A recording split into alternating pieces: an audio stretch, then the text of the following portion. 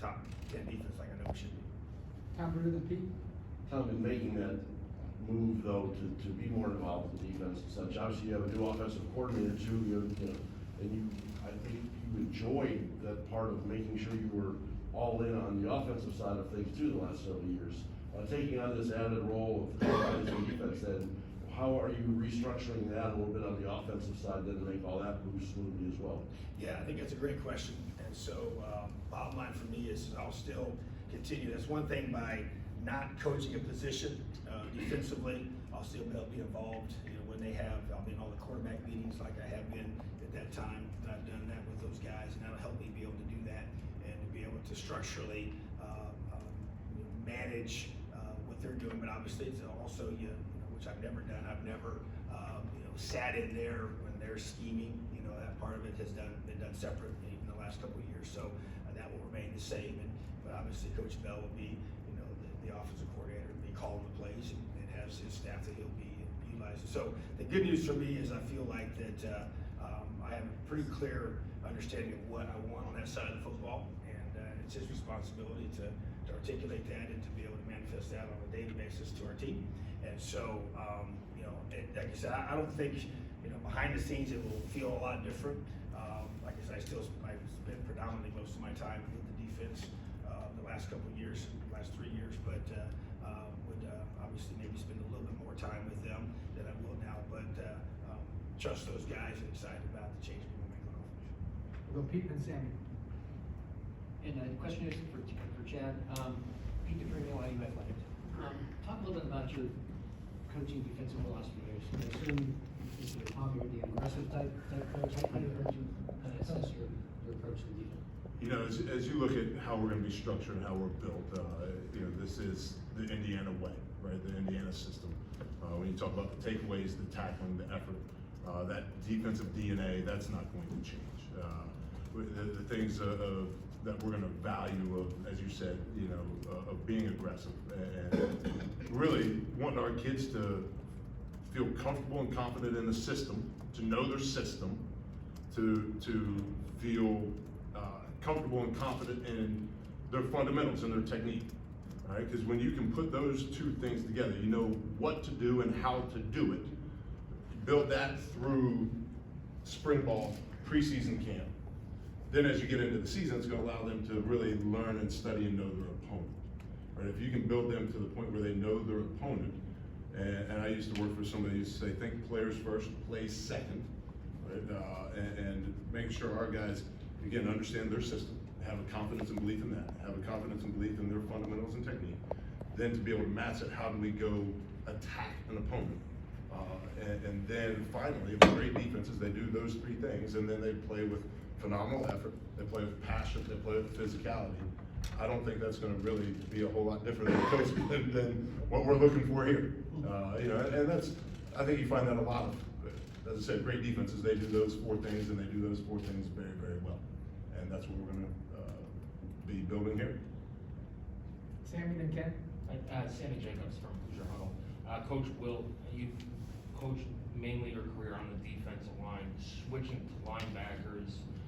What is the adjustment there? Is that something you and Coach Allen are both going to work on together and things like that? Sure. Coach Allen and I had those conversations. Being a coach's kid, I've grown up, my dad has coached offense, defense, and special teams. And really good coaches are coaches. They're teachers, they're motivators, they're developers, they're instructors. And it is not really a major departure when you look at the front seven and run fits and understanding those things. I've never considered myself a guy, when we got to pass skeleton film, I was taken off to go watch one-on-ones. No, I was sitting in there preparing, watching, studying, learning to become the best coach that I could be. Not just a defensive line coach, become the best coach I could be. Will there be adjustments and new things to learn? Yes, there will be. And I've already been spending time this past week working on some of those things. One of the great challenges for me is also a great opportunity. I got my master's degree from University of Virginia, and they talk about there all the time about being a lifelong learner. Right? They don't talk about at Virginia having freshmen, sophomores, juniors, seniors, that by the time you graduate, oh, I'm a senior, I'm finished learning. They talk about first year, second year, third year, fourth year learners, that when you graduate, you then become become a 5th-year learner and a 6th-year learner. And that's where I am right now. You know, I'm now, in the coaching world, I'm now a 22nd-year learner. And continue to try to grow, learn, develop, push myself, and challenge myself. And that's the beauty of this for me. It is another opportunity to accept the challenge, embrace the challenge, you know, Sammy, to become a better coach. And that's what I'm really excited about. Ken and then Jim. Hi, Ken Bykoff with Peegs.com. Coach Randolph, just what do you look for in terms of a defensive lineman? What kind of traits do you want to see? Physical, mental? Just what do you look for in a player? Yes, Ken. I tell you what, big, fast, and physical. You know, myself and Coach Wilt, we were just talking about it here a few moments ago. But absolutely, you want the mindset, work ethic, and then the physical tools, of course, is just you like length, especially in this league, length, size, and then the ability to whip the guy across from you. It's a simple game. So Jim Coyle and Mike. Jim Coyle, the Sports Beat Radio. Coach Tom, now going back to calling the defensive plays, having been the head coach for a few years, has that given you the opportunity, because when the game comes down to the end, still got game situations that you have to be aware of, whether you're on the offensive side of the ball and you're planning defensively. How are you going to balance being able to stay in the game completely while still dealing with your defense? Yeah, it's a great question too. I think, Jim, that to me, what I am going to do, I'm going to assign one of our staff members and to be able to be in charge of those situations. But I think that the last 3 years have been invaluable for me to grow and to learn. Matter of fact, even so, as some situations transpired in the playoffs the last couple of games, so I would send a group text out to our staff and to talk about the situations that happened with clock management and things like that. So I've really grown in those areas, and I feel like my comfort level, but even just understanding, per our rules for college football compared to those were obviously NFL situations, but a lot of the concepts are the same. And so I'm going to assign somebody to that responsibility to be able to do that. We already have a separate individual that does all of our game day analytics, and so that will stay consistent. And I communicate with him throughout the whole game about the uses of the clock, going forward on 4th downs. There's obviously, at the end of the day, it's a gut decision that you make as a head coach, but what we do utilize the data to give us a baseline to go off of, so that will be consistent. And I thought that's really helped me a lot, so that won't change. So, but I think the biggest thing is having someone that I trust that will be with the defense on the sideline, and that will be Chad's responsibility. So that's what, and like I said, we also have from the back end perspective so much experience back there. The guys have been with us for many years. I mean, Brandon's been here longer than I have, that's why I feel good structurally in that regard. But I said, like, the biggest thing to me is having someone to take charge of the defense and make those adjustments, which will be Chad's responsibility as I turn and go and make sure everything's being done clock management wise the right way with timeouts and different things with the offense on the field. Mike and Luke. Yeah, Coach Wilt, Mike Schumann with the Daily Hoosier, fellow Roncalli alum with your wife. Curious, what you thought being on the opposing sideline from Indiana, kind of your impressions of Indiana the last couple of years, being a Big Ten foe, and then also your reaction when you heard from Coach Allen, kind of what was your gut feel? Sure. One of the things that I think, we've obviously studied Indiana's defense more than offense. You would think otherwise, but when you talk about scouting opponents within the Big Ten, we're typically watching the defense more than their offense. You play their offense once a year and watch the defense 3, 4, 5 times a year. One of the things that you see from the defensive perspective is a group that they play hard. They play with a passion. And I still want to challenge that group to continue to grow in that and take that next step. But you also see a group that doesn't play scared, right? Talked earlier about the takeaways and creating havoc, right? We talk about creating havoc, and you see that within even the play calling structure, right? This is not a group that's going to just be a bend and don't break mentality. We want to attack. We want to pin our ears back. We want to again create that havoc. That's your TFLs, your sacks, your pass breakups, your interceptions, your forced fumbles. And then within that, then now that allows you to get people off schedule, get them into the second and longs, get them into the third and longs, which you're going to be a way better defense on 3rd and 8 than you're on 3rd and 2. Just, statistically, no doubt about it. And you see that in the structure of the defense. Then offensively, obviously going through a change and adjustment here, but there is talent. There's no doubt when you look at Freifogel and you look at guys that have been here. Like there's talent on this roster. Hendershot, talented player, and then you look at the recruiting from this year of one of the best recruiting classes ever, if not the best recruiting classes. Again, rankings are rankings, but there's talent and there's ability here, and we just got to take that, and continue to build it, and shape it, refine it, develop it, and help them play at or above their God-given abilities. So I think that's really, Mike. Hopefully that answered your question of what I've seen from them, both offensively and defensively. Yes, appreciate that. Luke and Kevin? First for Coach Randolph, in a statement you mentioned the opportunity to continue your career, just your passion, not just as a coach, but as a mentor and builder of men. What does that really mean to you, being a coach beyond just the X's and O's, just beyond the football of football? Truthfully, one word: serving. Serving the young men that I have the opportunity to coach, and not just my position, but across the whole team, and just being an example of what we ask them to be. But to me, just serving them, and I call it TIME. Got to spend time developing relationships, developing trust, and once they know that they have my heart, they'll give me theirs, and then we can do great things. Awesome. And then for Coach Allen, how do you feel about the back end returning? The players or the coaches? Both. Okay, well, a lot of stability there with our coaching staff, as well as some key players.